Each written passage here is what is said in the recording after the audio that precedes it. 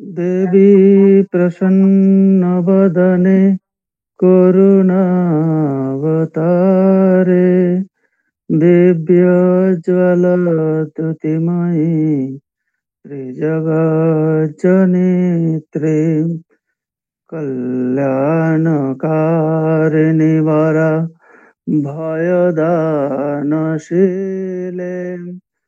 মাতর্বিরাজ সততম মম হৃষরোজে মাতর্বিরাজ সততম মম হৃষরোজে। উপস্থিত সকলকে আমার আন্তরিক শ্রদ্ধা ও নমস্কার জানাই। আমি কৃতজ্ঞতা জানাই শারদাই নারী জাগরণের সমস্ত সভ্যগণকে, যারা এরকম একটি সুন্দর অনুষ্ঠানের আয়োজন করেছেন এবং আমাকেও এই অনুষ্ঠানে একটু সৎ প্রসঙ্গ বা সৎসঙ্গ করার সুযোগ দান করেছেন। তাই আমি তাদের কাছে কৃতজ্ঞতা জ্ঞাপন করি। আজকের বিষয় হলো শ্রী শ্রী মায়ের করুণায় নারী জাগরণ। এটা মা এর দিকে যখনই আমরা দেখি তখনই আমাদের কাছে একটা আটপুরে মায়ের কথা মনে পড়ে। তো এই মাকেই, মায়ের যে রূপ আছে সেই রূপটাকে প্রথমে আমরা তার একটা পৌরাণিক ভাবনা দেখব। পৌরাণিক ভাবনার পরে বর্তমানে আমাদের বর্তমান বিশ্ব নারী জাগরণ বলতে কি চায় এবং মায়ের কাছ থেকে আমরা বর্তমানের নারীরা কি শিখতে পারে, এইভাবে আমরা আমাদের ধারাটি অনুধান করব। অ্যাকচুয়ালি আমরা পার্বতীর কথা জানি, যিনি একজনের কন্যা, দক্ষ রাজের কন্যা। তিনিও একজন সাধারণ নারী। তো তিনি যখন বিয়ে হলো, তারও শিবের সাথে বিয়ে হলো, এরকম ভাবে আমরা ঘটনাগুলো দেখি, এটা আমাদের শাস্ত্রে আছে। এবং সেই নারী অতি সাধারণ একজন শিবের স্ত্রী, পার্বতীও বলা যায়। তো তার যে আরেকটা রূপ, সেটা কিন্তু প্রথমে মানুষের চোখে আসেনি। তার আরেকটা রূপের পরিচয় আমরা পাই বিপদের সময়, প্রয়োজনের সময়। যখন দেখি যে বিপদ এসেছে, সেই চণ্ডীমুখে মা নিজেই কথা দিয়েছেন যে ইত্থম যদা যদা বাধা দানবত্তা ভবিষ্যতি তদা তদা অবতীর্যাহম করিষ্যামি পরিসংশয়ম। তিনি করুণা করে, কৃপা করে আমাদেরকে রক্ষা করবেন, আমাদের বিপদ থেকে আমাদেরকে রক্ষা করবেন। তো এইভাবে মা চণ্ডীতেও কথা দিচ্ছেন, যখনই বিপদ আসবে আমাদের, তার মানে সেখানে কেন তিনি আসবেন আমাদেরকে রক্ষা করতে, তার মানে করুণার ভাবটি মায়ের এখানে প্রস্ফুটিত আছে। এইরকম ভাবেই আমরা দেখি ওই পার্বতী একসময় তার ভিতরের সত্তাকে, যে ভিতরে, যার মধ্যে পার্বতী লুকিয়ে আছে, সেই পার্বতীর মধ্যে যে আরেকটা সত্তা, সংগ্রামী পার্বতী, সংহারকারিণী পার্বতী লুকিয়ে আছে, এই রূপটার আমরা পাই, তাকে আমরা কালী বলি। তিনি যখন সংহার করেন এবং তিনি তখন কি করছেন, করুণায় মানুষের বিপদে দাঁড়িয়ে তিনি ওই রূপটা নিচ্ছেন। তাহলে তো দরকার ছিল না, তিনি যদি নিজের কথাই ভাবতেন তাহলে তো আর বিপদের সময় তার এই রূপের পরিবর্তন দরকার ছিল না। এটা আমরা জানি, পুরাণে আছে যে অনেক সময় অসুররা বিভিন্ন সময় দেবলোক আক্রমণ করত বা বিভিন্ন দেবতাদেরকে আক্রমণ করত, বিভিন্ন অত্যাচার অনাচার করেছে। তারা তাদের কামনা পরিপূর্ত করার জন্যই তারা এগুলো করেছে। কিন্তু সেখানে দেখা যাচ্ছে একবার যখন এরকম ভাবে নারীদেরকে অত্যাচার করতে শুরু করলো ওই অসুররা, তখন মা আর এই পার্বতী কোনো রাস্তা না পেয়ে, কেউ পাশে তাকে বিপদ থেকে উদ্ধার করার কেউ আসেনি, এগিয়ে আসেনি। তখন আমরা দেখি এরকম কাহিনী যে মায়ের মধ্যে থেকে একটা রূপ আসছে, সেই রূপটাকে আমরা কালী রূপে পাচ্ছি এবং সংহারকারিণী, এবং তিনি অসুরদেরকে বধ করছেন। তো এই ভাবনাটারই একটা সচেতন রূপ ঠাকুর আমাদেরকে দিয়েছেন। যদিও তিনি এটা আমাদের হৃদয়কে বলেছে, ওরে এর মধ্যে যে আছে সে ফোঁস করলেও বাঁচলেও বাঁচতে পারিস। ওর মধ্যে যে আছে সে যদি ফোঁস করে, ব্রহ্মা, বিষ্ণু, মহেশ্বরের সাধ্যি নেই তোকে রক্ষা করা। এর মধ্যেই যেন মা শারদার সাথে ওই দেবীর একটা রূপ, সংগ্রামী সংহারকারিণী রূপের বা একটা রূপ পাচ্ছি, আভাস পাচ্ছি এবং তিনিই আমাদেরকে রক্ষা করবেন করুণাবশে, তারও যেন ইঙ্গিত এইসবগুলো আমরা পাচ্ছি। তো এরকম ভাবে দেখতে, দেখতে আমরা পরবর্তী কালে এই তো আমাদের পুরাণের কথা গেল। কিন্তু আমরা আ যদি আমরা রামায়ণ, মহাভারতে খুঁজে বেড়াই, তাহলে দেখব যে আমরা যে রূপটিকে নিয়ে আজকে যে ভাবনাটি নিয়ে আমরা আলোচনা করছি, এই ভাবনা ওখানে কিন্তু প্রস্ফুটিত নয়। কেন প্রস্ফুটিত নয়? না যুগের প্রয়োজন ছিল না সেটার, সেই সময়। হয়তো তাই। তো কারণ কি শক্তি তো একই। তাহলে সেটার মধ্যে আজকে আমরা সেই ভাবটা পাচ্ছি না কেন? আজকে আমরা যে নারী সচেতনতার কথা বলছি, নারী জাগরণ, তার মধ্যে জাগরণ মানে তার অন্তঃসত্ত্বার জাগরণ হবে। তিনি জগৎ সম্বন্ধে অবহিত হবেন, পারিপার্শ্বিক সম্বন্ধে অবহিত হবেন, দেশ, কাল, পাত্র সম্বন্ধে এবং তিনি শিক্ষা লাভ করবেন। শুধু তিনি যে একটি ঘর সামলে একটি মা হয়েই থাকবেন তা নয়। এই যুগের যে নারীদের যে প্রয়োজন বা দরকার যেটা, যে তাকে চৌখস হতে হবে সব দিক দিয়ে। তো এই ধরনের একটি রূপ আমরা চাই, যেটা আমরা পুরুষদের কাছে আমরা পেয়ে থাকি। পুরুষরা তাদের ক্ষমতার বলে হোক বা যেকোনো ভাবেই হোক সমাজকে শাসন করে থাকে এইরকম ভাবে। কিন্তু নারীর মধ্যে আমরা এর প্রকাশ খুব কম দেখেছি। পার্বতীর মধ্যে যেমন আমরা দেখেছি, তিনি বিপদে সংগ্রামী হয়ে উঠেছেন। আবার এদিকে করুণা ঘন, তিনি সন্তানকে রক্ষা করছেন, পালন করছেন, ঘর সামলাচ্ছেন, সবই করছেন। ঠিক সেটা আমরা রামের ক্ষেত্রে মা সীতার কাছে কিন্তু আমরা এটা আমার তো জানা নেই। কারণ মা সীতা তিনি যখন রাবণ এলেন তখন তিনি কিন্তু নিজেকে রক্ষা করার ওই কিছু অ স অলংকার খুলে ফেলেছিলেন। তাছাড়া আর তার শক্তির কোনো প্রকাশ তার মধ্যে এসেছিল কিনা সেরকমটা আমার বিশেষ জানা নেই। তো তাহলে সেখানে তিনি রাবণ তাকে নিয়ে গেছেন। এরকম ভাবে যোদ্ধা সীতাকে পাই না। পবিত্রতা স্বরূপিণী পাই, সহ্য করা কন্যা রূপে সমস্ত রূপে পাই।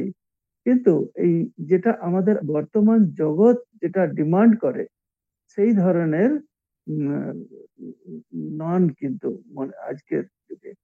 তো তার তার আধ্যাত্মিকতার কোনো কম নেই কিন্তু তার মধ্যে। কিন্তু জাগতিক দৃষ্টিতে আমরা যেটা নারীর কাছ থেকে চায়, এই যুগে আশা করে বিশ্ববাসী, সেটা কিন্তু মায়ের কাছ থেকে এই দিকটা পাইনি, উল্লেখ নেই। অ্যা আরেকটা দিকেও দেখি যে তিনি বিপদের সময় সহ্যের একটা সীমাও ছাড়িয়ে গিয়ে মা শারদা তিনি কোন সময় হেরে যাননি।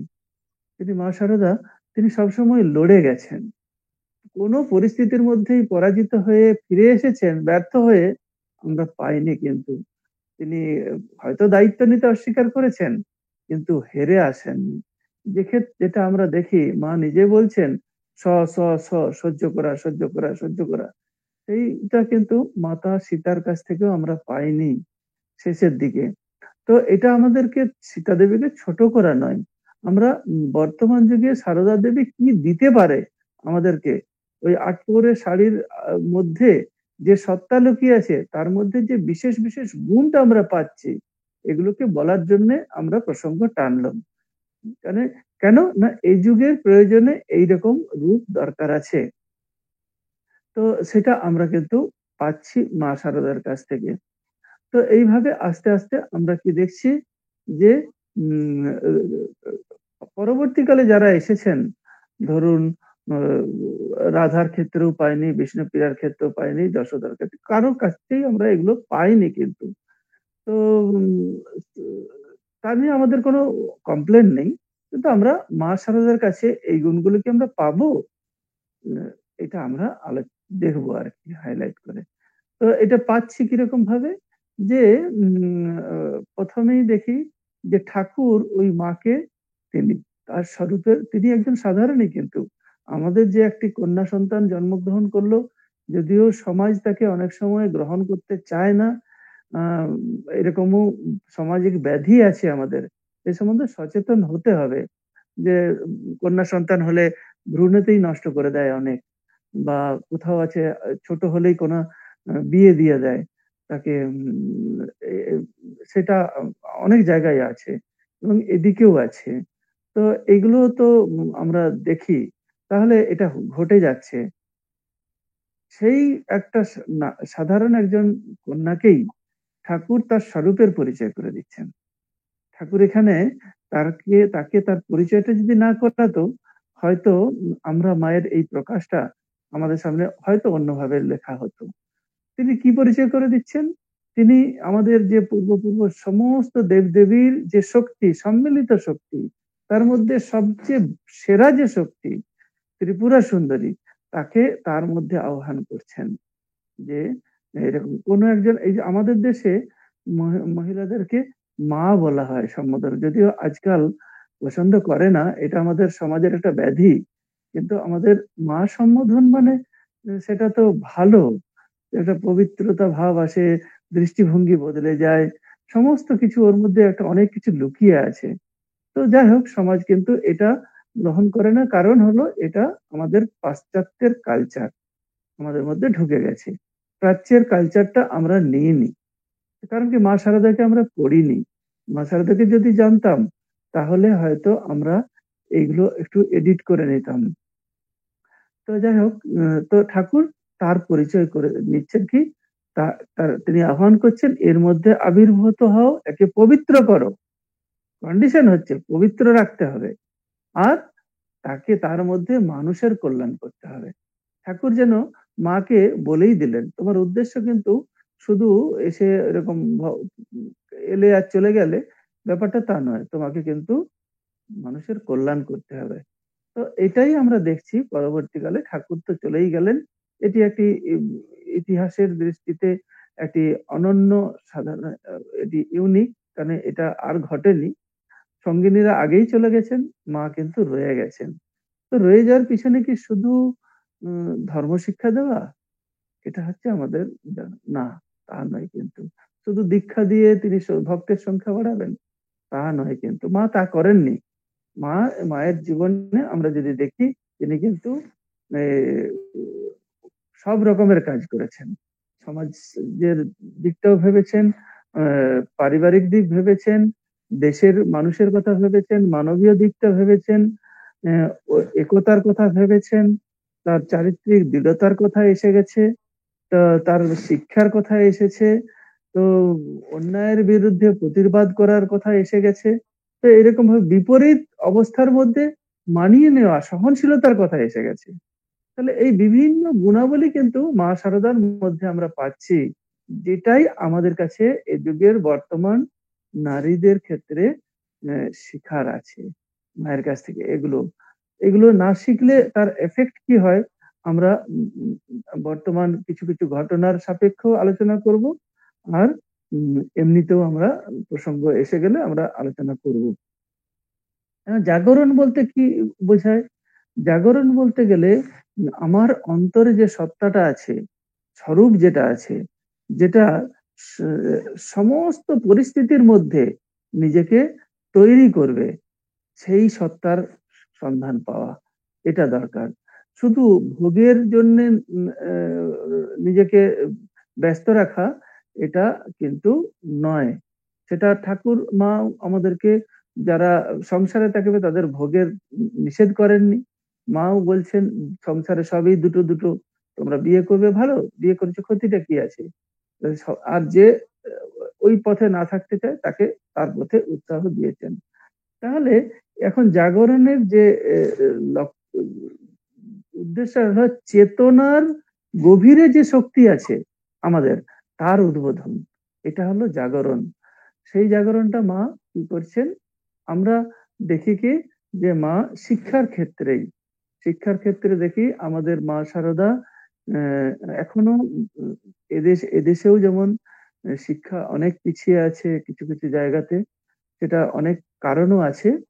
কিন্তু সেগুলো উম মা কিন্তু সেই সময় কিন্তু নিজে এগুলো আ নিজে শিক্ষা গ্রহণ করার জন্য নিজে গেছেন, নিজে ভেবেছেন, নিজে এগিয়ে গেছেন। তো সেটা তিনি তার দৃষ্টান্ত রেখেছেন যে শিক্ষাটা কতটা প্রয়োজন এবং তিনি যখনই কোনো উম আ ম না না মেয়েরা এসেছে, অবিবাহিত মেয়েরা এসেছে, তখনই তাদেরকে উৎসাহ দিয়েছেন কিছু লেখাপড়া করার এবং হাতে কলমে কিছু করার, কাজ করার। এমনকি নিবেদিতা স্কুলে পড়ানোর কথা বলেছেন। একজনকে বলছেন না যে, "তুমি বিয়ে দিতে পারছ না। আজকাল তো এটা একটা বড় সমস্যা।" আ এই এদেশেও খুব ওই আছে অনেকের ক্ষেত্রে। যদিও এটা হওয়া উচিত নয়। তাই অনেককে আমিও বলি, কিন্তু দেখুন আপনারা যৌতুক হিসেবে হয়তো ১০ লাখ ২০ লাখ দেবেন ভেবে রেখেছেন। তো তার অর্ধেক টাকায় কোন রকমে মেয়েকে লেখাপড়া শিখিয়ে নিজের পায়ে দাঁড় করিয়ে দেন। তাহলে দেখবেন আর আপনাকে যৌতুক দিতে হবে না। অনেককেই বলে থাকি। মা কিন্তু এটা তার শিক্ষার মধ্যে তার ইয়ের মধ্যে কিন্তু আমরা পাই। তাই না? আছে তো। অনেক বড়, বড় মেয়েরা এসেছে তাদেরকে দেখে উৎসাহ করছে। সাউথ থেকে এসেছেন। তাদেরকে দেখে মা বলছেন যে, "দেখো এরা কত শিক্ষিত, কত কি জানে।" হ্যাঁ? ইংরেজি শেখার জন্য মা বলছেন, ব্রহ্মচারীদের সাধুদের তিনি বলছেন, "চৌকস ব্রহ্মচারী হবে।" তাদেরকে ইংরেজি শিখতে বলছেন। কেন? মা কিন্তু নিজে জানতেন না। মা উৎসাহ দিচ্ছেন। তাহলে এই শিক্ষাটা কি আমরা নিতে পারি না? আমরা আজকাল আমাদের সন্তানকে উম আমরা স্কুলে কলেজে পাঠিয়ে দিই। পাঠিয়ে দেওয়ার পরে তাকে উচ্চশিক্ষায় শিক্ষিত করি ঠিকই। সার্টিফিকেট দিই, তাকে ইনফরমেশন প্রচুর কালেক্ট করে। কিন্তু তাকে যে তার খাওয়ার পরে যে নিজের বাসনটা প্লেটটা ধুতে হবে সেটুকু পর্যন্ত আমরা করি না। কাজের মাসিকে দিয়ে আমরা করাই। তো এটা হয়ে থাকে। তো তাতে কি হয় তাদের ওই শিক্ষাগুলো কিন্তু হয় না। আর প্র্যাকটিক্যাল যে শিক্ষা সেটা কিন্তু হয় না। অভাব থেকে যায়। থিওরিটা হয়ে যায়, প্র্যাকটিক্যালটা হয় না। তো এক্ষেত্রে আমরা মায়ের কাছে এগুলো আমরা কিন্তু শিখতে পারছি। যে মা আমাদেরকে ওটা শেখাচ্ছেন এবং তিনি এটা করুণা করেই শেখাচ্ছেন। নিজের জীবন দিয়ে দরকার ছিল না তো। মায়ের তো ঠাকুর যা ব্যবস্থা করে গেছিলেন, মথুরবাবুর বন্দোবস্ত যা ছিল, উ তো সেটা যদি উনি চিৎহাত করতে নিষেধ করেছিলেন। যদি চিৎহাত করতেন তাহলে তো মথুরবাবুর ওখান থেকে টাকা পেতেন। তো তাহলে তো দিব্যি তার সংসার চলে যেত। মা কিন্তু এটা করেননি। কারণ কি তিনি করুণা করেই আমাদেরকে শেখানোর জন্যই তিনি এটা করে গেছেন। তো এইরকম ভাবে আমরা দেখি যে মায়ের জীবনের মধ্যে আ মানবীয় যে গুণগুলো, হুম? যে মানবতা আর বিশ্বের ঐক্যবোধ, সবাইকে আপনার করে নেওয়া, এটি মায়ের আরেকটি দিক। যেটা আমাদের সমাজের ক্ষেত্রে শেখার আছে। মায়ের কাছ থেকে আমরা শিখতে পারি। সকলকে আপনার করে নেওয়া এটা। এ যে মান আ আ মা সবাইকে আপনার করেছে। ছোট্ট একটা পরিবার। দেখুন না, সেই পরিবারের মধ্যে মানে তাদের নিজের হাঁড়ি রান্না ভাত রান্না করার পরে এত বড় হাঁড়ি তিনি নামাতে পারছেন না।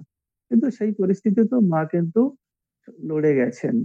আর গরুকে খাওয়ানোর জন্য নিজে ওই দল ঘাস কেটে নিয়ে এসেছেন।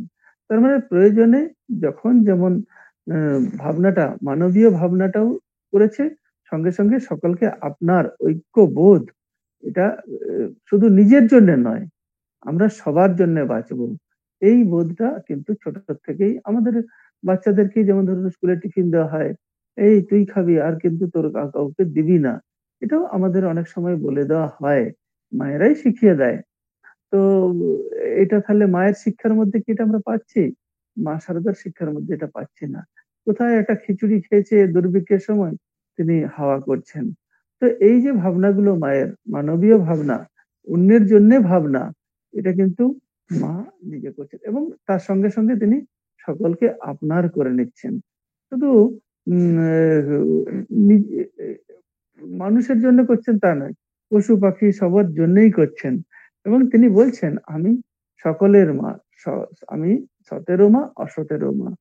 কোথায় আ একজন ডাকাত আমজাদ, তার জন্যে তিনি খাবার নিজে হাতে করে তাকে ভালো করে সাজিয়ে খেতে দিচ্ছেন। নলিনীটি খেতে দিচ্ছিলেন, সেখানে আমরা কি পাই যে তিনি ছুঁড়ে, ছুঁড়ে দিচ্ছেন। কারণ জাতিভেদ একটা আ আমাদের এটাও একটা ব্যাধি সমাজের মধ্যে। যখন আমরা রক্ত নিই তখন তো আমরা জাতি খুঁজি না। যখন স্কুলে গিয়ে সার্টিফিকেটটা দেয় একজন, ধরুন প্রিন্সিপাল দেন বা শিক্ষক মহাশয়, তার থেকে আমরা জাতি জিজ্ঞেস করি না।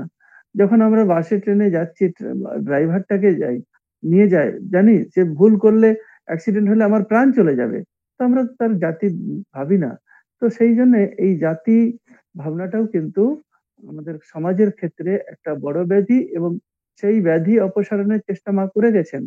কাজেই এই শিক্ষাটাও আমরা সমাজের আ কা মা সমাজ নিতে পারে মায়ের কাছ থেকে। এবং সমস্ত শিক্ষার মূলে বিশেষত একজন বাবা যত না শিক্ষা দেয়, একজন মা একটা সন্তান তৈরি করার জন্যে তার অবদান অনেক, অনেক বেশি থাকে। তো সেইজন্যে মায়ের কাছ থেকে মায়েদের শিক্ষাটা খুব বেশি দরকার হয়, জরুরি হয়। তো সেইজন্যেই আমরা মা শারদা আমাদের কাছে আইডিয়াল হতে পারে। এই ভাবনা থেকে তিনি আমাদেরকে শেখাতে পারেন। আর আচ্ছা, আমার টাইম নাহলে একদিকে ধরবো আর একদিকে চলে যাবে। সময় চলে যাবে। মায়ের কথা তো, ও এসেই যায় কিছু না কিছু, কিছু না কিছু ভাবনা এসে যায়। তো মা এরকম ভাবে দেখছেন। আর কি মানবীয় দিকটাও আরেকটা কি দেখি, যে উদ্বোধনের সবারই ঘটনাগুলো জানা। আমরা জাস্ট লিঙ্ক করে নেব একটু। আমরা যে উদ্বোধনে একজন পথভ্রষ্টা নারী, তিনি এসেছেন কাঁদতে, কাঁদতে মায়ের কাছে। মা বলছেন, বাহ! বুঝেছো যখন যে তুমি ভুল করেছো, ওই পথে আর যেও না। তাহলে তুমি এসো। মানে মা তাকে করে, ঠাকুর তোমাকে, তিনি নিজেকে যখন পাপী ভাবতেন, বলছে, "ঠাকুর কি রসগোল্লা খেতে এসেছেন? তুমি নিজেকে, তোমাকে যদি পাপ-টাপ না নিতে পারে।" তো এতদূর গ্যারান্টি তিনি দিচ্ছেন এইভাবে তাকে একটা মানুষের পাশে। তো এই জাত-পাত নিয়ে যখন বলল, ও পুজো করতে পারে, এ পারবে না বা এ আসা যাবে না। তখন মা বলল কি যে উদ্বোধনই হয়েছে, যে কলকাতার অনেকেই তাকে বললেন যে, "না, এটা করা যাবে না।" জাত-পাতের ব্যাপারটাই। তখন কিন্তু মা বললেন, "ওদের আসার দরকার নেই।" তিনি কিন্তু নিজের ভাবনার মধ্যে দৃঢ় থাকলেন। তো এইভাবে আমরা দেখি যে তিনি সবাইকে ক্ষমা দৃষ্টিতে দেখছেন, ভালোবেসে নিচ্ছেন, আপনার করে নিচ্ছেন। হ্যাঁ? এই যে এই ভাবনাটা যেটা আমরা পাই মায়ের কাছ থেকে, আপনার করে নেওয়া। তো আরো আমরা দেখি যিশুর কথাও আমরা জানি কি যিশু কি মানুষকে ভালোবেসে সবাইকে আপনার করে নিয়ে, এই যে একটা ঘটনা আছে না? ওইরকমই একজন পথভ্রষ্টা নারীকে পাপী, পাপী বলে সবাই মারছে, মারতে যাচ্ছে, ঢিল ছুড়ছে। তখন ভগবান যিশু কি করলেন? যে বললেন যে, "তোমরা যদি কেউ এরকম থাকো, নিজে পাপ করোনি, তাহলে সে তুমি ঢিল মারবে। যদি নিজে পাপ করে থাকো, তাহলে কিন্তু তোমার অধিকার নেই তাকে ঢিল ছোড়ার।" তো দেখা গেল যে সবাই কেউ কিছু না কিছু দোষে দোষী, দুষ্ট। তো সেইজন্যে আমাদের প্রত্যেকেরই ভুল আছে। ভুলটা সংশোধন করে নেওয়ার ভাবনাটাই মা আমাদেরকে শেখাচ্ছেন। এই ভুল সংশোধন করে নেওয়ার জন্য তো মা তার ব্যক্তিত্বের দৃঢ়তা, চারিত্রিক দৃঢ়তারও প্রকাশ দেখিয়েছেন। ২ নম্বরে আমরা যেমন ১ম এ আমরা ভাবলাম যে মায়ের দিকটা সবার আপনার করে নেয়া, মানবতার দিকটা ভাবলাম। তার চারিত্রিক দৃঢ়তা এবং তার ব্যক্তিত্বের প্রকাশ, এটা কিন্তু আরেকটা দিক। আমরা পার্সোনালিটি ডেভেলপমেন্ট করতে চাই। তো সেটা তো আমাদের এই যুগের একটা বড় দরকার। পার্সোনালিটি ডেভেলপমেন্ট করার। আমরা বিভিন্নভাবে সেমিনারে অ্যাটেন্ড করি। কিন্তু মায়ের দিকে তাকালে আমাদের পার্সোনালিটি ডেভেলপমেন্ট অটোমেটিক হয়ে যাবে। হুম? তো কিরকম ভাবে? দেখুন, মা নিজের ব্যক্তিত্বের কাছে, নিজের সিদ্ধান্তে সবসময় অটল আছেন। এবং সেটা যে ভুল জায়গায় তিনি দাঁড়িয়েছেন তা নয় কিন্তু। তিনি সর্বদা ঠিক জায়গায়, ঠিক যুক্তিতে ঠিকভাবে দাঁড়িয়ে থাকেন। তো এই ব্যক্তিত্বের কিছু, কিছু ভাবনা আমরা যদি পাই, সেটা কিরকম পাই? ১ম এই ধরুন না যে উম এ তার চারিত্রিক দৃঢ়তা বা ব্যক্তিত্ব কিরকম? যে ঠাকুরকে খেতে দেবে একজন নিয়ে গেছে। তো সবাই জানি। এবং তখন ঠাকুর কি বলছেন? মাকে দিয়ে বলছে যে, "ওর হাতে তুমি পাঠিয়ে দিয়েছো, এই যাত্রার হাতে পাঠিও না। তো তুমি কথা দাও আ যে তুমি আর কাউকে পাঠাবে না।" মা তাকে কি করলেন? দেখুন, মা তাকে ঠাকুরকে বললেন যে, "না, তুমি তো সবার ঠাকুর। তুমি কি আমার একার? তুমি ঠাকুরকে তিনি পরিচয় করে দিচ্ছে। এটাই তার চারিত্রিক দৃঢ়তা বলা যায়, তার ব্যক্তিত্বও বলা যায়। যে তার এরকম ভাবনা, এরকম চিন্তা অ্যাকচুয়ালি সমস্ত একটা মানুষের সমস্ত কিছু বেরিয়ে আসে কিন্তু তার মন থেকে এবং মনের সাথে যে মনের গভীরে যে চেতনার জাগরণ তার থেকেই কিন্তু সব আসে। তো মায়ের ক্ষেত্রেও সেই ভাবনাগুলো আসছে।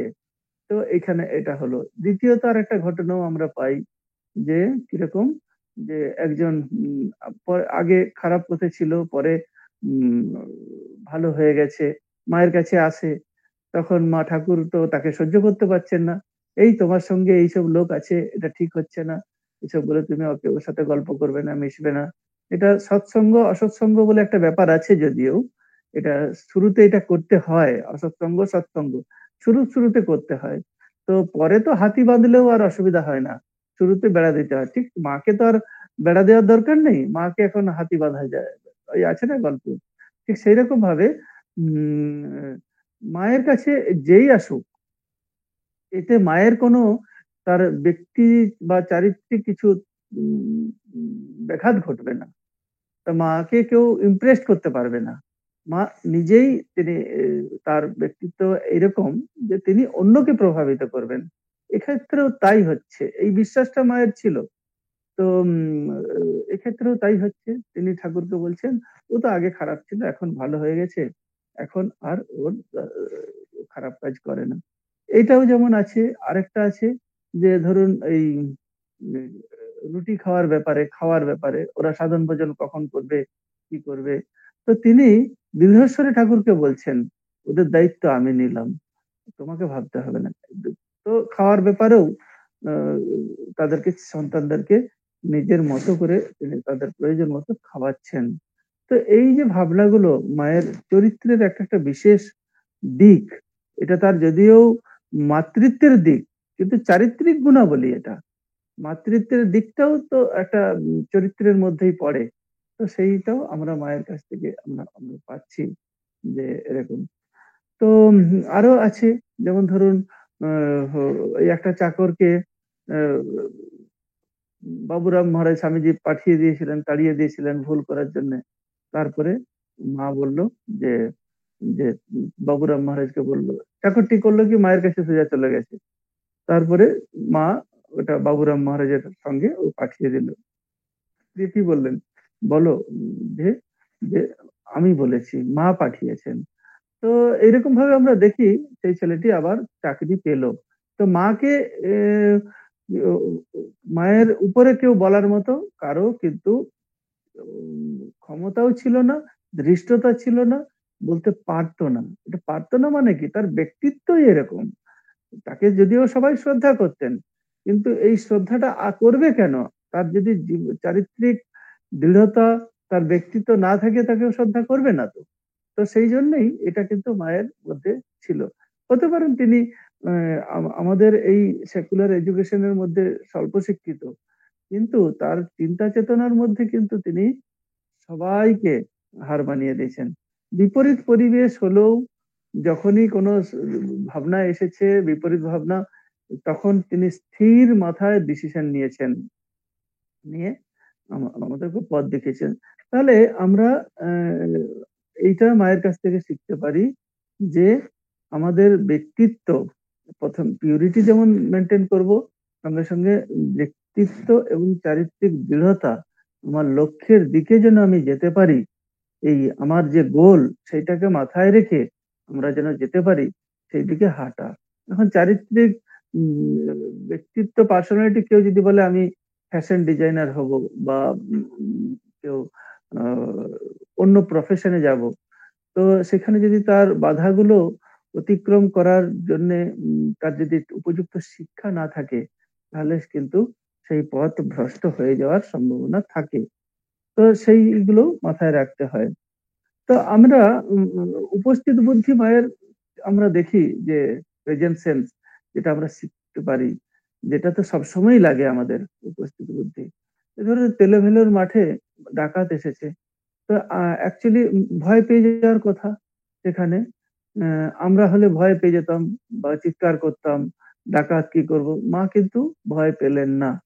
মা কিন্তু শান্তভাবে ডাকাতকে ফেস করলেন। স্বামীজি বলছেন না, "ফেস দ্য ব্রুট।" তো ঠিক সেই শিক্ষাটা যেন মায়ের কাছ থেকে আমরা ওইখানে পেয়ে যাচ্ছি। তিনি কিন্তু পালিয়ে যাননি, তাদেরকে আপনার করে নিলেন। সেটা তো তার উপস্থিত বুদ্ধিটাও তো দরকার হয়েছিল।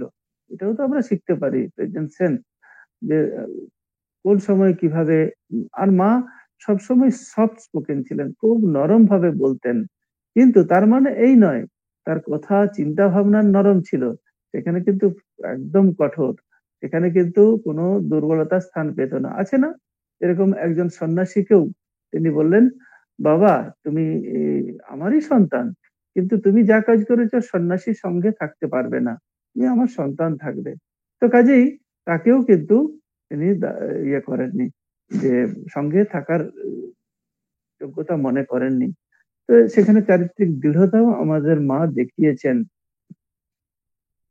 তারপরে এরকম ভাবে আমরা যদি দেখি যে চারিত্রিক দৃঢ়তা এবং ব্যক্তিত্ব এটা কিন্তু মায়ের কিন্তু উম সব ক্ষেত্রেই প্রকাশ পেয়েছেন। আম তো বিপরীত পরিবেশেও এবারে সংগ্রাম বা মানিয়ে নেওয়ার ভাবনা এটা যদি বলি, আমাদের এটা একটা বড় সমস্যা হয়।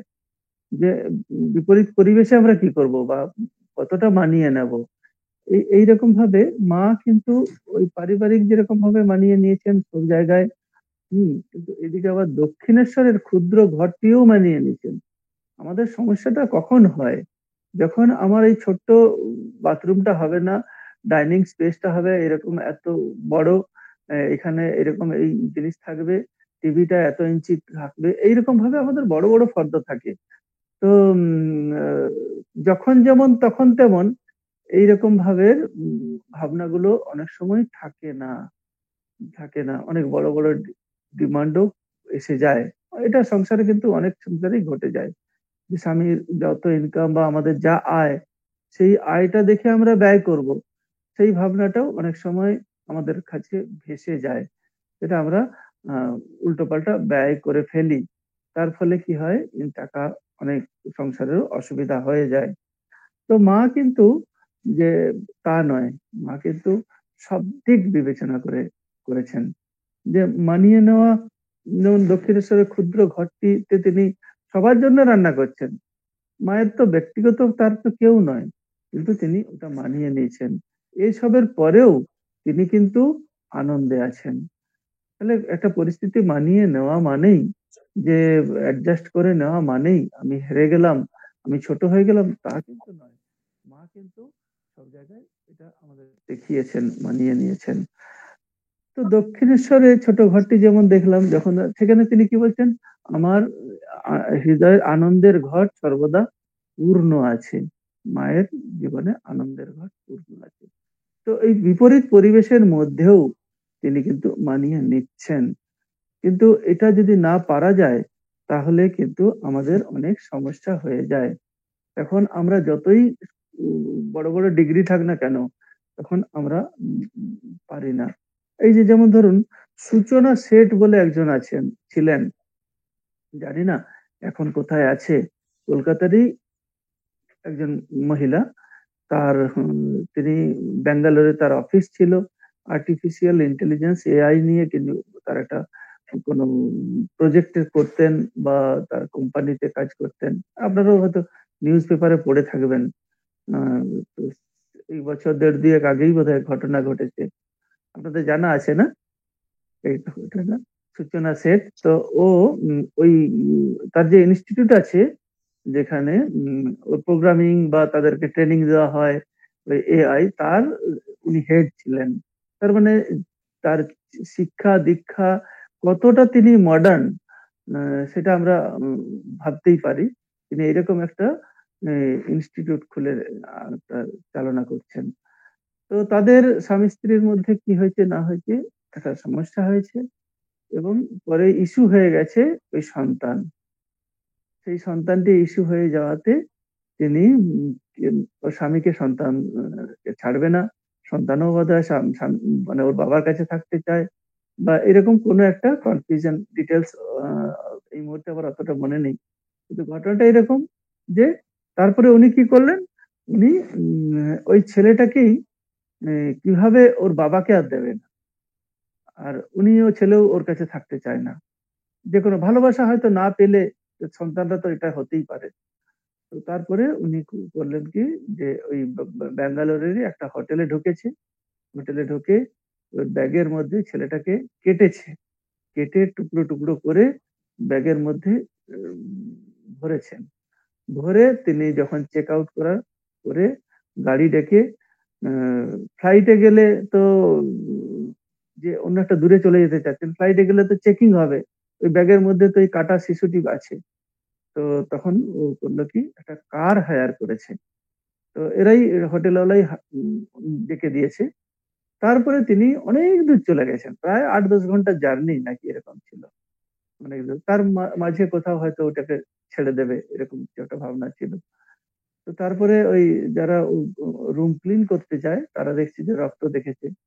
তখন তাদের সন্দেহ হয়েছে। পুলিশ ডেকেছিল। তারপরে পুলিশ এসে তাকে ওই ওর নাম্বার তো সুইচ অফ। তখন ওই যে যার গাড়িতে যাচ্ছিল তাকে ফোন করেছে। তারপরে তাকে গিয়ে ওই থানাতে আবার খবর দিচ্ছে লোকাল থানায়। তো লোকেশন পেয়ে তাকে অ্যারেস্ট করা হয়েছে। এখন এই ক্ষেত্রে আমরা ভাবুন কিরকম মনে হয়? মা শারদা একটি বাচ্চা ছেলের তাকে পরিষ্কার করে তার ফোস, ঘা যেগুলো তাকে হলুদ লাগিয়ে দিচ্ছেন, তাকে জল দিয়ে গরম জল দিয়ে পরিষ্কার করে দিচ্ছেন, সেটা তার নিজের সন্তান নয় তো। আমজাদও তো তার নিজের সন্তান নয়। এদিকে আমরা যে শিক্ষায় শিক্ষিত হচ্ছি, যে পাশ্চাত্যের শিক্ষা ১০০ বার আমাদের লাগবে। লাগবে না তা নয়। সঙ্গে, সঙ্গে আমাদের প্রাচ্যের আধ্যাত্মিকতাকে ছেড়ে দিয়ে নয়। এটাকে সঙ্গে রাখতেই হবে। কারণ কি আধ্যাত্মিকতা দিয়ে আমাদের তৈরি হয় আমাদের এ ভিতরের যে সফটওয়্যার গুলো আছে। আপনার পাশ্চাত্যের শিক্ষা আপনি হার্ডওয়্যার করতে পারেন। এ আর বা কিছু ভাবনাগুলো আপনি নিজেকে স্মার্ট করতে পারি। কিন্তু এই যে ফিলিংস, ভালোবাসা, প্রেম, দয়া, ক্ষমা, পবিত্রতা এই ভাবনাগুলো কিন্তু আমরা ওই শিক্ষার মধ্যে নেই। যেটা আমাদের খুব দরকার হয়। এ যেটা না থাকলে আমরা আমরা মানুষকে মানুষ বলা যাবে না। তাকে মানুষরূপী একটা পশু পদবীতে আমরা বলতে পারি দেওয়া যায়। whereas একই সময়ে আরেকটি ওই উচ্চশিক্ষায় নয়, এ স্বল্প শিক্ষায় শিক্ষিত, শিক্ষাই নেই। তো আমাদের সিন্ধু তাই সপকাল আপনারা জানেন। এটা জানেন তো? সিন্ধু তাই সপকাল মহারাষ্ট্রের একজন অতি সাধারণ একটি মেয়ে। তো তার যখন ১০ বৎসর বয়স তাকে কোন রকমে একটা বয়স্ক পুরুষের সাথে বিয়ে দেয় এবং সেই তখনকার যৌতুক-টৌতুক এসব তো বেশ ভালোই সব ছিল। তাকে বিয়ে দিয়ে দিয়েছে। তো এখন যৌতুকের সমস্ত কিছু ওর বাবা আ মেয়েটির বাবা ওই বরকে দিতে পারেনি। দিতে পারেনি। তার পরিবর্তে ও কি করলো? এই মেয়েটির উপরে অত্যাচার শুরু করলো। এখন অত্যাচার করতে এমন একটা সময় এসেছে যখন ওই এ সিন্ধু তাই যখন সন্তান সম্ভবা, তখন তাকে একদিন করলো কি ঘর মারতে এত মেরেছে যে সে ভাবলো যে মারাই গেছে। তো মেরে দিয়েছে। তখন সে করলো কি ওই গোয়ালের মধ্যে তাকে রেখে দিল। সে কিন্তু গর্ভবতী। তো গোয়ালের মধ্যে রেখে দিয়ে বাইরে থেকে বন্ধ করে দিয়েছে। এরপরে কি হয়েছে ওই গোয়ালের মধ্যেই তার একটি সন্তান। এগুলো ঘটনা কিন্তু। এগুলো গল্প নয়, কাহিনী নয়, ঘটনা। তো তারপরে ওর ইনি তো পদ্মশ্রী পেয়েছেন এই সিন্ধু তাই। দেয়া হয়েছে। এই তো ২ বছরের মধ্যেই পেয়েছেন। তো তারপরে উনি করলেন কি সন্তান প্রসব হলো। সেখানে নাড়ি কাটার তো কেউ নেই। কে তাকে কাটবে? নিজেই কেটেছেন। এই যে উপস্থিত বুদ্ধি, সহ্য করা, পরিবেশের সাথে নিজেকে মানিয়ে নেওয়া, এগুলো কিন্তু আমরা এইরকম পাচ্ছি। যেটা আমরা মা শারদার দেখি, তারই আরেক রকম আরেকজনের কাছেও আমরা এটা দেখতে পাচ্ছি। তারপরে তিনি কি করলেন? তিনি অ্যা ওইখান থেকে ওকে নিয়ে পালিয়ে গেলেন। সন্তানটাকে নিয়ে। নয়তো মেরে দেবে। তো রাতের অন্ধকারে পালিয়ে গেলেন। দিয়ে কোথায় স্থান হলো? একটা শ্মশানে। তিনি তো কিছুই করেন না। তো এরকমভাবে শ্মশানে আছে। শ্মশানে অনেককে দাহ করার পরে কিছু খাবার-টাবার দেয়। এই উচ্ছিষ্ট যেগুলো পড়ে থাকে সেগুলো খেয়ে উনি জীবন ধারণ করেন। এই সময় জীবন ধারণ করতে, করতে প্রকৃতির সাথে দেখতে, দেখতে তার মনের মধ্যে পরিবর্তন এলো। তো দেখছে ১ম এ ভাবছিলেন আত্মহত্যা করবেন। যে ট্রেনের লাইনে দাঁড়িয়ে আছেন, যে আত্মহত্যা করবেন। সেখানে গিয়ে লাইনে দেখছে সেদিনে স্ট্রাইক আছে, ট্রেন এলো না। তারপরে আর সেদিন আর আত্মহত্যা হলো না। সেইখানেই দাঁড়িয়ে, দাঁড়িয়ে দেখছি যে একটা শুকনো ডাল গাছ থেকে পাতা পড়ছে। আ সেটা থেকে ছায়া দিচ্ছে গাছ। তো এইরকম ভাবে তার মনের মধ্যে একটা পরিবর্তন এলো। তখন তিনি ভাবলেন, "না, কিছু একটা করতে হবে। কিছু আর মরা যাবে না, আত্মহত্যা করব না। নিশ্চয়ই ভগবান আমার জন্য অন্য কিছু লিখে রেখেছেন।" এই যে বিশ্বাসটা তার মনের মধ্যে এসে গেল না, ভগবান, ঈশ্বরের উপরে নির্ভরতাও এসে গেল যে আমার জন্য অন্য কিছু লিখে রেখেছেন। আমি অ্যা আর আত্মহত্যা করব না। তারপরে উনি ওই বাচ্চাটাকে কোলে নিয়ে স্টেশনে গিয়ে লাগলো। এইরকম ভাবে কিছুদিন থাকার পরেই একদিন বোধহয় একটা বড় বাক্স কেউ ইয়ে করেছে, ছেড়ে চলে গেছিল। তো এরপরে ওর যে মা তো উনি, মাতৃপ্রেম তার মধ্যে আছে। এই মায়ের মধ্যেও যেমন রাধু যখন হলো, ও পাগলি মামি, সে তাকে দেখছে না। তো মায়ের মধ্যে কি এলো? করুণা এলো তো। যে তখন তিনি তাকে, পাগলি মামিকে যে দেখছে যে ও তো ওর কেয়ার নিতে পারছে না, বাচ্চাটা মারাই যাবে। তখন তিনি তাকে বুকে জড়িয়ে ধরলেন। যদিও লীলাটা অন্যরকম আছে পরবর্তীকালে, সেটা দৈবী লীলা। কিন্তু আমাদের মানবীয় লীলার মধ্যে আমরা কি দেখি? যে মানবীয় লীলার মধ্যে তিনি একটি সন্তানকে, তাকে মাতৃস্নেহ দিচ্ছেন। তো এই সিন্ধুতাইয়ের ক্ষেত্রেও আমরা দেখি তিনি ওই একটা নয়, আরো অনেক অনাথ বাচ্চাকে তিনি আশ্রয় দিলেন। সবার মা হলেন।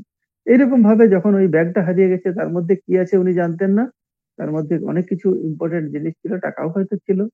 তো তারপরে যিনি পেয়েছিলেন তিনি হারিয়ে গেছিলেন। তিনি পরে খোঁজ করে যখন পাওয়া গেল, তো উনাকে কিছু দিতে চেয়েছিলেন। উনি বললেন, "না, আমি কিছু নেব না। যদি পারেন আপনি আমার এই ছেলেদের জন্য একটি, অনাথ ছেলেদের জন্য একটি ঘর করে দেন।" তো ওই ঘর করে দেন। উনিই তারপরে ধীরে, ধীরে, ধীরে, ধীরে সন্তানদেরকে রাখতে থাকে ওখান থেকে রেখে। এরকম ভাবে আমরা দেখি জীবন এই যুগেও ঘটছে। তাহলে এই যে চিন্তার যে পরিবর্তন এবং বিপরীত পরিবেশের মধ্যেও মানিয়ে নেওয়া, এটি কিন্তু আমরা দেখছি। মা শারদার ক্ষেত্রে তো এরকম ভুরি, ভুরি ঘটনা আছে যে তিনি পরিস্থিতি যখন যেমন হয়েছে তিনি তখন করেছেন, যে হেরে যাননি। তার যে আমাদের যখন দেখি যে লর্ড কারমাইকেল যখন রামকৃষ্ণ মিশনকে দোষ দিলেন যে এখানে রামকৃষ্ণ মিশনকে ব্লেম করলেন না ঢাকা দরবার থেকে, যে এখানে সব স্বাধীনতা সংগ্রামীরা আশ্রয় দেয়, অমুক তমুক এসব বললেন। স্বাভাবিকভাবেই ভক্তদের মধ্যে বা সমাজের মধ্যে একটা জাগরণ পড়লো। তারা তো ভয় পেল যে সরকার তো এরকম ভাবে আমাদেরকে অ্যারেস্ট করতে পারে। তো অনেকে হাত গুটিয়ে নিল, সরে পড়লো। মা কিন্তু, সাধুরাও ভয় পেল। ভাবলো যে আমরা হয়তো এখান থেকে চলে যাই কোথাও আশ্রম ছেড়ে। দেখুন সেই সময়েও মা কিন্তু দাঁড়িয়েছিলেন পাশে। আর কেউ নেই। কি সম্বল? মায়ের তো কিছু সম্বল নেই। মায়ের সম্বল সেই প্রার্থনাই ছিল। যখন তিনি সংঘ প্রতিষ্ঠা হয়নি, যখন ছেলেরা বাউন্ডুলের মতন ঘুরে বেড়াচ্ছেন, তিনি কি বলছেন? যেখানে যা পাথরটি দেখেছি, দেবতা দেখেছেন, সবার কাছে মাথা ঠুকেছেন এবং প্রার্থনা করেছেন। আর তাদের জন্য। তো সেই মা এখন এই সংঘকে রক্ষা করার জন্য তিনি কিন্তু এখন শারদানন্দজিকে বলছেন, "যাও তুমি বড় সাহেবকে বলো, বড় লাট সাহেবকে বলো যে বোঝাও, বুঝিয়ে বলো। তাহলে দেখবে ঠিক হবে।" তো ঘটনাও তাই হলো। বোঝালেন। বোঝাতেই দেখা গেল যে তারা আবার তাদের ওই যে ভাষণটা দিয়েছিলেন সেটা উইথড্র করে নেওয়া হলো। তো এই যে পরিস্থিতিতে তিনি এরকম ভাবে দৃঢ় আছেন মা। সবাই ভয় পেয়ে যাচ্ছেন না। এই ভয়টা কি আছে কোথায় দেখুন তো? ভয়টা আমরা, এটা তো একটা ভাবনা তো। এটা তো এর কোনো রূপ নেই। ভয়টা আমার কল্পনার মধ্যে, মাথার মধ্যে আমরা নেগেটিভ একটা থট কে জায়গা দিয়ে দিয়েছি। তা নাহলে আর কি আছে? কারণ কি আমাদের প্রত্যেকের জন্যে আমরা এই পৃথিবীতে এসেছি, আমাদের জন্য স্ক্রিপ্ট লেখা আছে। আজকে কবে শুরু হয়েছে, জন্ম যেমন হয়েছে, আমার মৃত্যু কবে হবে, এই স্ক্রিপ্ট কিন্তু প্রত্যেকের জন্য লেখা আছে। কেউ সেটা চেঞ্জ করতে পারবে না। যদিও আমরা শঙ্করাচার্যের জীবনে দেখেছি তিনি চেঞ্জ করেছেন। চেঞ্জ করেছে কি করে করেছেন? ভগবানের দিকে গিয়ে হয়েছে। তা নাহলে হয়নি। তো ভগবানের দিকে যদি আমরা যাই তাহলে হয়তো আমাদের পরিবর্তন হবে। কিন্তু তার দিকে না গেলে তো পরিবর্তন হবে না। সেটা আমার তাহলে আমি ভয় পাবো কেন? ভগবান যদি আমার মৃত্যু লিখে রেখেছেন ১০ বছর পরে আমি মারা যাব। তো কে আমাকে মারবে? তিনিই রক্ষা করবেন। এই যে একটা বিশ্বাস, বিশ্বাসটা যদি মনের মধ্যে আমরা পোষণ করি তাহলে কি হয়? আমার মধ্যে সাহস বেড়ে যায়। তো এই ভাবনাগুলোই তো মা দিচ্ছেন। মা বলছে না, যখনই বিপদ আসবে, উম, সমস্যা আসবে, ভাববে তোমার একজন মা আছে, কেউ না থাক তোমার একজন মা আছেন। তো এত বড় গ্যারান্টি, এত বড় এই ভাবনা কে দিয়েছে? আমরা পাই না কিন্তু কোথাও। তো সেই জন্যে মায়ের জীবন থেকে কিন্তু আমরা এটা দেখি। স্বামীজিকেও যেরকম শিক্ষা দিচ্ছেন বেলুড় মঠের কথা, এটা খুব কমন ঘটনা। বেলুড় মঠের মঠ বিক্রি করে দেবেন রিলিফের জন্য। মা বলছেন একটা রিলিফ কেন, অনেক রিলিফ হবে। তো এই চিন্তাগুলো এই কারণে নারী সচেতনতা, মানে এই গুণগুলো যদি কোনো নারী এগুলো নেয়, ভাবনাগুলো ভাবতে থাকলেই তার মধ্যে প্রকাশ আসবে। যদি না ভাবে তো কোনোদিনই প্রকাশ হবে না। ওই মা শারদাকে যদি দূরে রেখে দেয় তাহলে তো হলো না। তাহলে মায়ের সম্বন্ধে যখনই পড়াশোনা শুরু করবে, একটু জানতে শুরু করবে, তখনই মায়ের ভাবনাগুলো তার মধ্যে আসবে, সে সাহস পাবে, এগিয়ে যেতে পাবে। তো এইরকম ভাবে আমরা দেখছি মা যা বলছেন, তো তাকে তিনি বিরুদ্ধে, অন্যায়ের বিরুদ্ধে কত প্রতিবাদ করেছেন। মায়ের তো কিছুই ছিল না, কি সম্বল? তার কিছুই সম্বল নেই, অথচ তিনি অন্যায়ের মধ্যে প্রতিবাদ করেছেন। ওই যে উদ্বোধনী একটা একজন একটি স্বামী তার স্ত্রীকে মারছে, এমন ভাবে মারলো যে সে গড়িয়ে গড়িয়ে পড়ে গেল। মা তখন জব করছিলেন। তখন বললেন, মায়ের কথা তো কেউই শুনতে পেত না, ঘুমটার আড়ালেই থাকতেন। কিন্তু ওই অন্যায় দেখে তিনি বললেন কি, ওরে মিনসে, যে মারা যাবে। তো এই বলে যখন মায়ের এই রুদ্র মূর্তি আর ওই গলার আওয়াজ যখন পেল, তখন ওই লোকটি ভয় পেয়ে চলে গেল। তো এইরকম ভাবে আমরা দেখি যে বর্তমান যুগেও যে আমরা মাকে নিলে একটা ব্যক্তি আমার পার্সোনালিটি ডেভেলপমেন্ট করতে গেলে আহ, সব দিক দিয়ে যদি আমার উন্নতি করতে হয়, আমার যেমন বুদ্ধির দরকার হয়, বুদ্ধির বরঞ্চ এখন খুব সার দরকার নেই, শুদ্ধ বুদ্ধি দরকার হয়। সার বুদ্ধির থেকে শুদ্ধ বুদ্ধিটা খুব লাগে। এখানে যদি অশুদ্ধ বুদ্ধি থাকে না, তাহলে কিন্তু ক্ষতি বেশি হয়ে যায়। তার থেকেও আমরা সাপোর্ট পাই। সাপোর্ট পাই কিরকম? ধরুন আজকাল যে টেকনোলজি আমাদের এই ফোনটার মধ্যে, ওটার মধ্যে অনেক সাহায্য করে দেয়। অনেক ইনফরমেশন, অনেক যেগুলো আমরা সব জানারও দরকার নেই। ইভেন আপনি একটা ড্রাফট করবেন, চিঠি লিখবেন, একটা ইয়ে করবেন, তাও আজকাল এআই করে দিচ্ছে। কিন্তু এআই যে প্রোগ্রামিং করে সে তার সন্তানকে মারছে। তো ব্যাপারটা ভেবে দেখুন। তো আমাদের কাছে এআই সে কতটা আমাদের কাছে তার লয়াল, কিন্তু সেখানে তার যে যিনি তাকে যিনি তৈরি করছেন, সে তো একটা হিউম্যান বিং, সে কিন্তু অতটা নয়। সে কিন্তু আম, আহ, ক্ষতি করছে, সমাজে অন্যরকম দৃষ্টান্ত দিচ্ছে। তো এইরকম ভাবে আমরা মায়ের জীবন থেকে এই ভাবনাগুলো নিতে পারি। আহ শেষে কিন্তু আমাদের যে আধ্যাত্মিক চেতনা, এটি মায়ের যেরকম আছেন, মা মা আহ, উপস্থিত বুদ্ধি থেকে শুরু করে সামাজিক যে দৃষ্টিকোণ, মা এই কাউকে বলেননি এখনো একাদশী করো, একাদশী করতে হবে।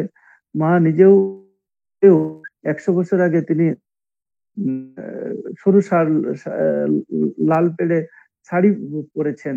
তো সেই সময় কি ইয়ে নিবেদিতা এসেছেন, নিবেদিতা এসেছেন তার সাথে এমন ভাবে ব্যবহার করছেন, স্বামীজি পর্যন্ত চমকে গেছেন। তো তাহলে এই যে মায়ের যে আপ টু ডেট, যে একজন বিদেশিনীকেও তিনি তাদের স্টাইলে, তাদের মতো করে তিনি রিসিভ করতে পারেন, এগুলোও তো দরকার হয়, শিষ্টাচারও তো দরকার হয়। একটা একটা বাড়িতে একটা ছেলেকে বড়রা থাকলে আমরা যখন পিপিটিসি তে ছিলাম, তখন আমি একটা বই পড়ছি। আমাদের যিনি তখন দেখাশোনা করতেন আচার্য, তিনি ইনচার্জও ছিলেন, তিনি পাশ দিয়ে বেরিয়ে গেলেন। তো আমি খেয়াল করিনি, আর আমি এটা অতটা গুরুত্বও দিইনি। তো তিনি আমাকে শিক্ষা দিলেন যে, তুমি এটা তোমাকে বাড়ির লোক শেখায়নি, তোমার বাবা মা শেখায়নি যে একজন কেউ পাশে গেলে উঠে দাঁড়াতে হয়। এই যে ছোট্ট ছোট্ট ট্রেনিং, এটা রামকৃষ্ণ মিশন দিয়েছে কিন্তু আমাদেরকে। তার ফলে এইভাবেই শিখেছি, বাড়িতেও শিখেছি, কিন্তু অনেক সময় প্রয়োগ করতে গিয়ে দেখেছি আমাদের ভুল হয়েছে।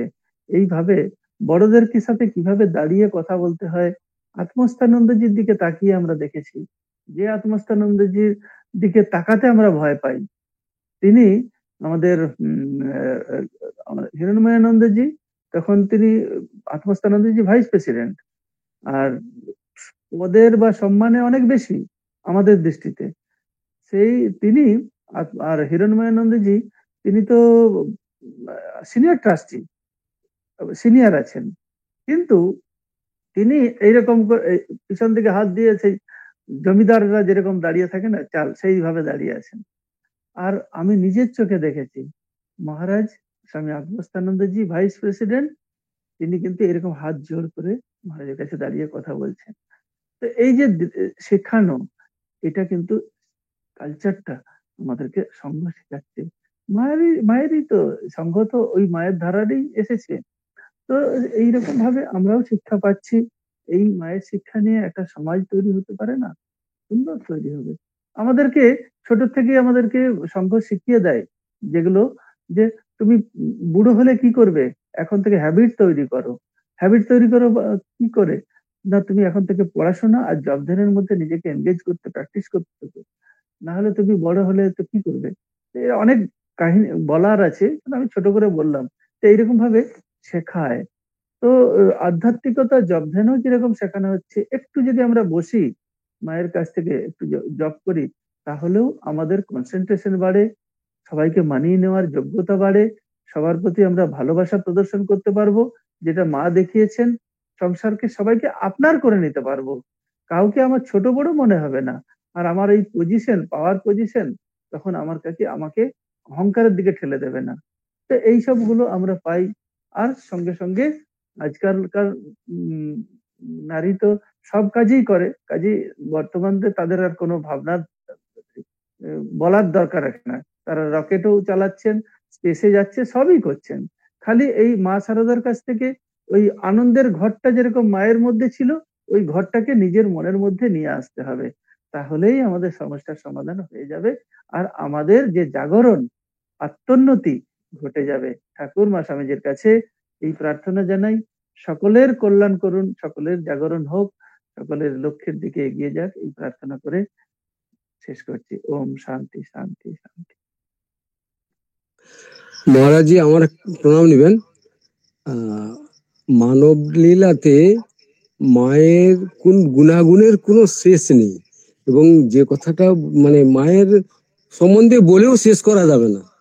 তো দৈবলীলার ব্যাপারে যেটা বললেন যে বৃন্দাবনে কেন, আমার প্রশ্ন এগুলো, যে দৈবলীলায় বৃন্দাবনে কেন রাধা রাধা বলে অজ্ঞান, আর অযোধ্যায় কেন রাম সীতা বলে অজ্ঞান, আর যেটা বলছেন যে পার্বতীর কথাটা বলছেন, যে পার্বতী কাছে একটা প্রশ্ন, যে ওখানে দক্ষ যজ্ঞ আগে হয়েছিল না অসুর নিধনটা আগে হয়েছিল, এইটাও একটা প্রশ্ন।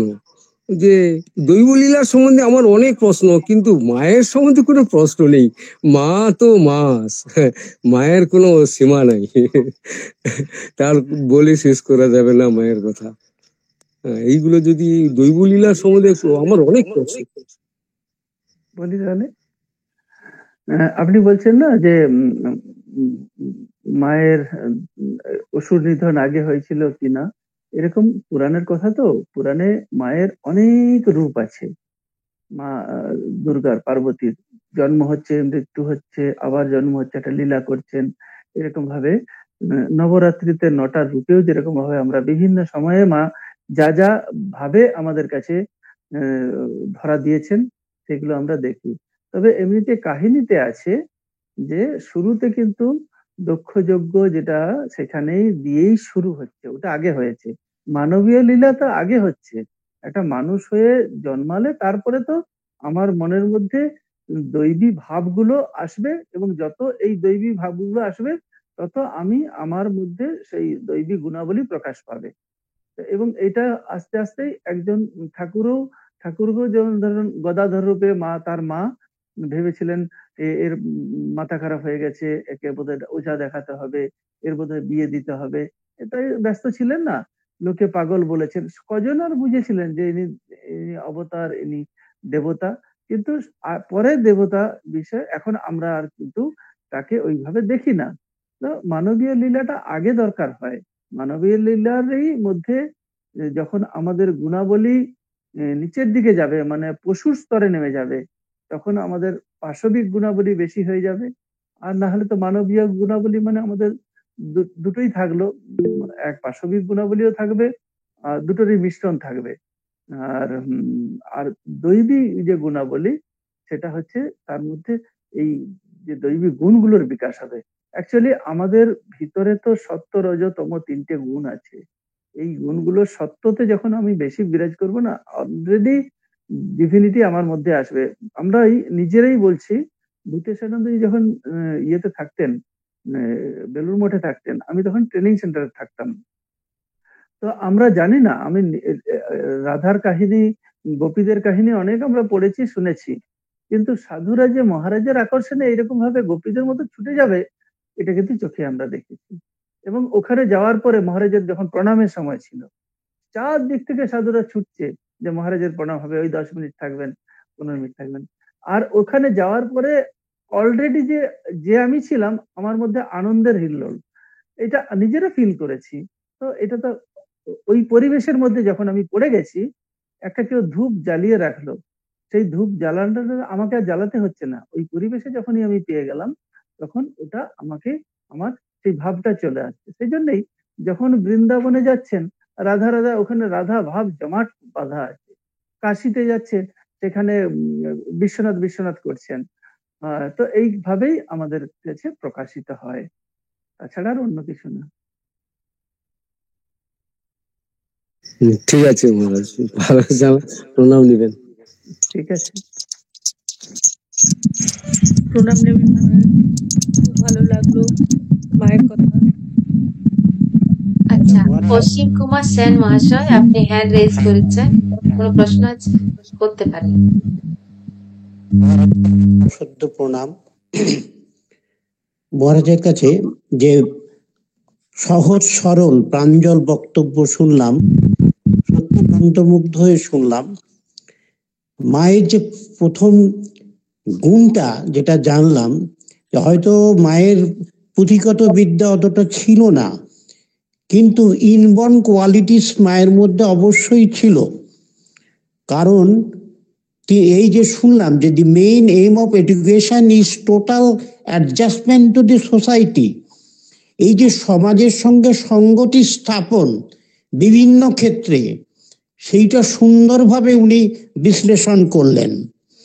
তার দয়া, তার ক্ষমা, তার সহনশীলতা, তার ধৈর্য ইত্যাদি নানা গুণে উনি সম্পন্না, এবং মানসিক দৃঢ়তা, যেটাকে আমরা বলবো ফান ডিটারমিনেশন এবং ডেডিকেশন, সবই জানলাম।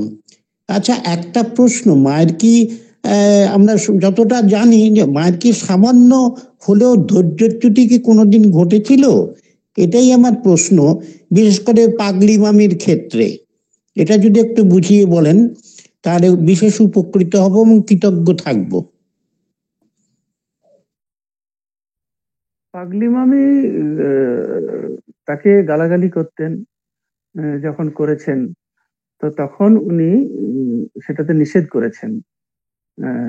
আরেকটা ধৈর্যচ্যুতি, ধৈর্যচ্যুতি বলা যাবে না, উনি এমন ওই বেগুন দিয়ে ছুঁড়ে মেরেছিলেন, আর আর ইয়ে কাঠের জ্বলন্ত কাঠ দিয়ে ছুঁড়ে মেরেছিলেন। তো তখন মা একটা কথা বলে দিয়েছিলেন, যেটার জন্য মা পরে ঠাকুরের কাছে নিজেই ক্ষমাও চেয়ে নিয়েছেন, যে যে যে কাঠ দিয়ে, যে হাত দিয়ে তুই এইসব করছিস, এই হাত যে খসে পড়বে। তো এটা পরবর্তীকালে কিন্তু দেখা গেছে যে এরকম হয়েছে, পাগলি মামির ওটা খসে হয়েছে, এরকম আমরা পাই আর কি। তো মা এই জন্যে পরে আফসোস করেছেন সঙ্গে সঙ্গে, ঠাকুর এ কি হলো, এটা কি বলে ফেললাম, মানে তিনি তার মধ্যে মানবীয় লীলা দৈবী লীলা দুটোই চলছে। তো তো ওই সময় এটা একটা ধৈর্যচ্যুতি বলুন বা ওই লীলার ক্ষেত্রে এটা প্রয়োজন ছিল সেটা বলুন, সেটা একটা আমরা পাই। আহ, ওইভাবেই পাগলি মামির ক্ষেত্রে একটা দেখি আর কি। আহ, আর ধৈর্যচ্যুতি হরিশ, হ্যাঁ হরিশের হরিশের ক্ষেত্রে আমরা পাই।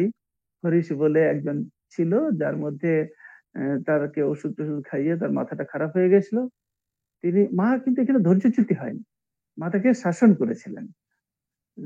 যে পরে আফসোস করেননি, যে তাকে শাসন করেছিলেন এবং তাকে অসুর নিধন যেরকম ভাবে আমরা চণ্ডীতে পাই, ঠিক একই ভাবে মা নিজেই বলছেন, নিজ রূপ ধারণ করলাম, তার বুকে পা রেখে জিভ টেনে ধরে তাকে গালে থাপ্পড় মেরেছে এবং তো হাঁপাতে থাকছে। হরিশ হরিশ তো পুরুষ মানুষ, সে তো ঠেলে দিলেই মা পড়ে যেতেন, কিন্তু মায়ের মধ্যে সেই যেন দুর্গার সেই অসুর মহিষাসুরকে বধ করছেন তার এটা একটা প্রকাশ আমরা এইরকমই আমরা মিলিয়ে দেখি, প্রকাশ দেখতে পাই। কারণ মাও তো অ্যাকচুয়ালি যদি দেখি তো স্বামীজি বলছেন না, জ্যান্ত দুর্গা কালী যাই বলুন না কেন তিনিই সেই, তিনিই সেই। তো তাই না, এইভাবে আমরা দেখি। আরো হয়তো কোথাও কোথাও কিছু ঘটনা থাকতে পারে যেটা এই মুহূর্তে আমার এখন মনে পড়ছে না। আপনার উত্তর দিতে পারলাম? আপনার উত্তর শুনে আমি সত্যি মুগ্ধ, চমৎকার। ওই জ্বলন্ত কাঠটাই আমি উল্লেখ করতে চাইছিলাম। জ্বলন্ত কাঠ ছড়ে ওনাকে মারতে গিয়েছিলেন, তখনই মা অভিশাপ দিয়ে ফেলেছিলেন আর কি, হয়তো উনি ইচ্ছাকৃত নয়। অসংখ্য ধন্যবাদ মহারাজ, প্রণাম নেবেন।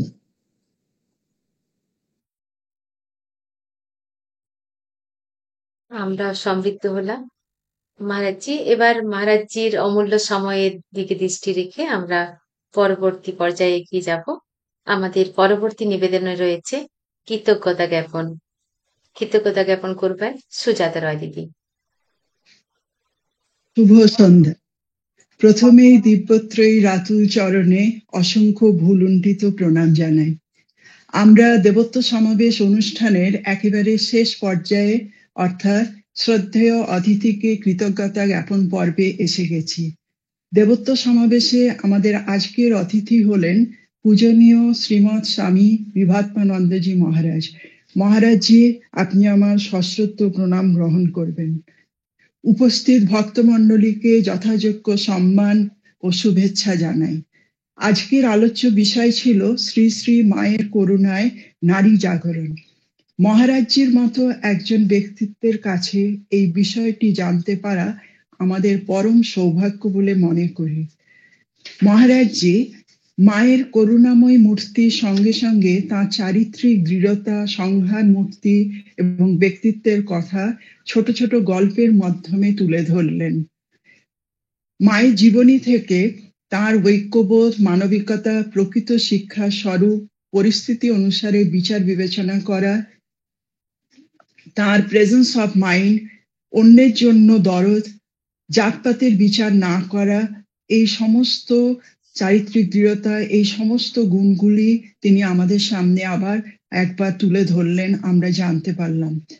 এবং এই গুণগুলি আজকের নারী জাগরণের জন্য খুবই গুরুত্বপূর্ণ। মহারাজজির কথায় এই গুণগুলি আসলে একজন নারীর পার্সোনালিটি ডেভেলপমেন্টের জন্য খুবই দরকার। এটা আমাদের বুঝতে হবে, শিখতে হবে, নিজেদের জীবন সেইভাবে তৈরি করতে হবে। এইভাবেই আমাদের লক্ষ্যের দিকে তবেই আমরা এগিয়ে যেতে পারবো। মহারাজজি, আপনি আমাদের আহ্বানে সাড়া দিয়ে এসেছেন, এর জন্য সারদায় নারী জাগরণের পক্ষ থেকে আপনাকে আন্তরিক কৃতজ্ঞতা জানাই। আপনার কাছে আমাদের একান্ত আশা ও প্রার্থনা যে ভবিষ্যতে আপনি আবার আসবেন। আমরা আপনার বক্তব্যের দ্বারা নিজেদেরকে সমৃদ্ধ করে তোলার সুযোগ পাব। আপনি আমার ভক্তিপূর্ণ প্রণাম গ্রহণ করবেন মহারাজজি। ঠাকুর ও মায়ের কাছে আপনার সুদীর্ঘ আধ্যাত্মিক জীবনের কামনা করি। ভালো থাকবেন, সুস্থ থাকবেন। অনুষ্ঠানটি সুন্দরভাবে পরিচালনা করার জন্য সিস্টার সীমা পলকে আন্তরিক ধন্যবাদ জানাই।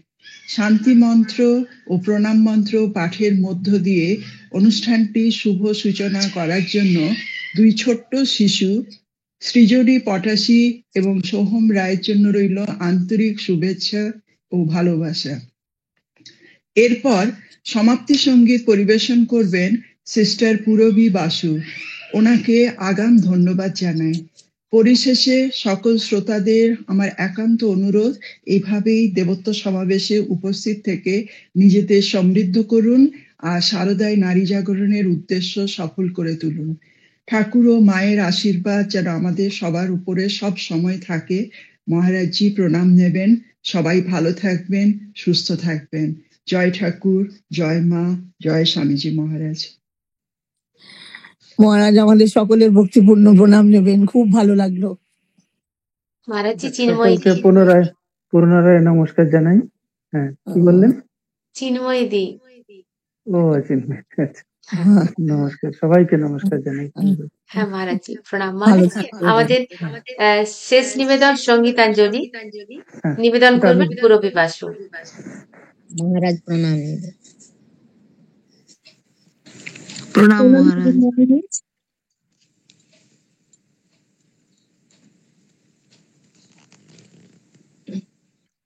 শ্রী শ্রী ঠাকুর, মা, স্বামীজি মহারাজ, গুরুদেবের শ্রীচরণে অনন্ত প্রণাম জানাই। উপস্থিত পূজনীয় মহারাজজির শ্রীচরণে শ্রদ্ধা ভক্তিপূর্ণ প্রণাম জানাই। উপস্থিত সমস্ত রামকৃষ্ণ ভক্তমণ্ডলীকে শ্রদ্ধা, নমস্কার, ভালোবাসা জানিয়ে একটি মায়ের গান নিবেদন করার চেষ্টা করছি।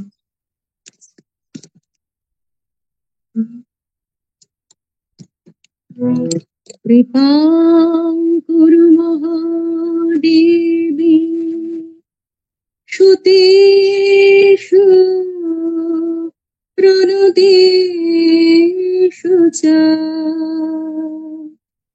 চরণাশ্রয়োদানেন কৃপাময়ী নমোস্তুতে।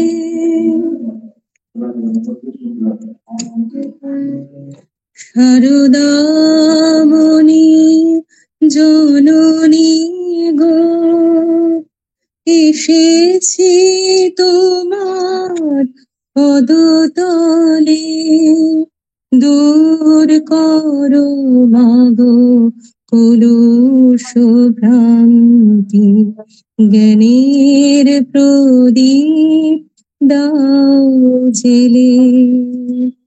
শারদামণি জননী গো, এসেছি তোমার পদতলে, দূর করো মাগো কলুষ ভ্রান্তি, জ্ঞানের প্রদীপ দাও জেলে। রাখাল শরৎ লাটু বলরাম, নরেন নরোত্তম, ঠাই দিয়েছিলে স্নেহ করুণায়, অন্তরে অনুপম। রাখাল শরৎ লাটু বলরাম, নরেন নরোত্তম, ঠাই দিয়েছিলে স্নেহ করুণায়, অন্তরে অনুপম। তারি এক ধারে ঠাই দিও মোরে, দিও না কো দূরে ঠেলে, দূর করো মাগো কলুষ ভ্রান্তি, জ্ঞানের প্রদীপ দাও জেলে শারদামণি জননী গো শ্রীরাম কৃষ্ণ শঙ্খ জননী ন শুধু মাগো তুমি তুমি ভগবতী তোমার চরণ ধুলি যে তীর্থভূমি শ্রীরাম কৃষ্ণ শঙ্খ জননী ন শুধু মাগো তুমি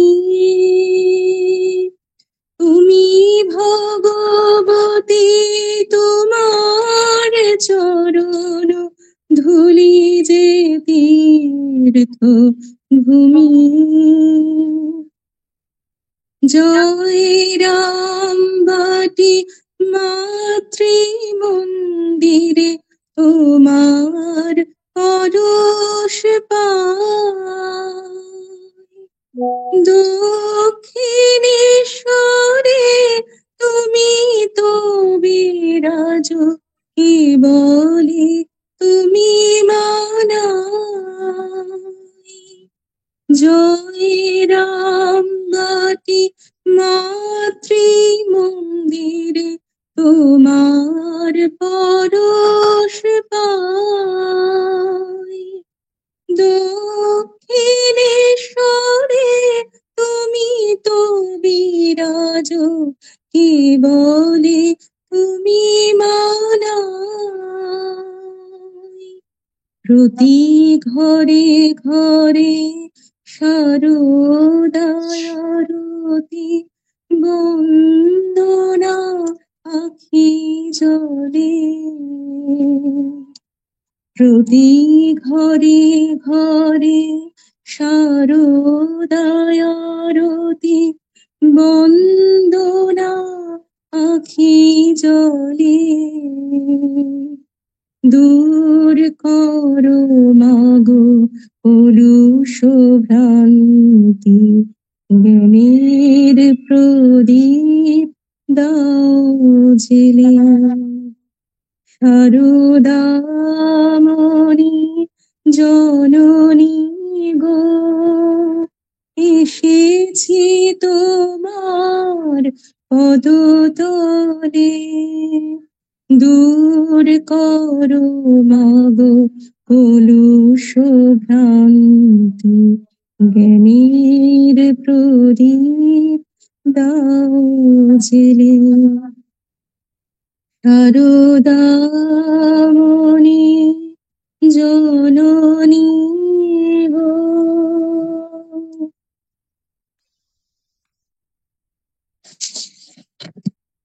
প্রণাম নেবেন মহারাজ। খুব সুন্দর হয়েছে, বেশ অপূর্ব সঙ্গীত নিবেদন আমরা শুনলাম। দূর করো মাগো কলুষ ভ্রান্তি জ্ঞানের প্রদীপ দাও জেলে, এটি আমাদের সকলের প্রার্থনা হোক।